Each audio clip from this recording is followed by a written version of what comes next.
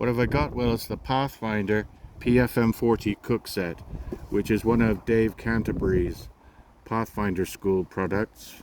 So it's basically a modern replica of the M44 aluminum Swedish kit in 304 stainless steel. So the weight is 34 ounces. It's 304 food grade stainless steel, and it contains the windshield and 2 pots, just like the original 1940s Swedish mess kit.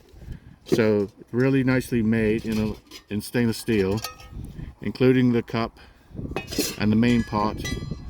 The windshield is actually better. It's an improvement because instead of being aluminium, it's stainless steel. So you could, in an emergency, light a fire in this without the risk of this melting. The only thing you need to get once you've got this is a stove. I like to use the Trangia stoves. So this is the B25. It just works perfectly under the windshield.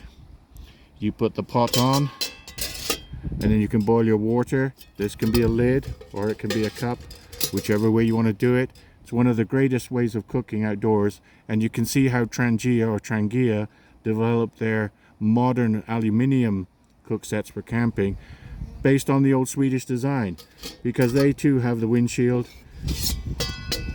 although it's actually a 2-piece windshield with a burner stand underneath. But this is actually a better design in my opinion. You can lay this on top of the ground and then put the windshield on top, so you don't need the extra piece really. If it's cold weather and snow, you could actually put a piece of carbon felt under here and use that for insulation.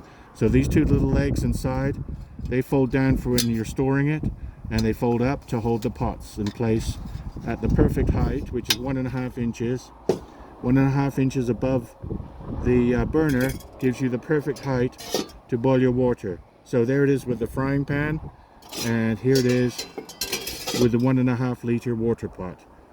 Perfect set from Pathfinder School.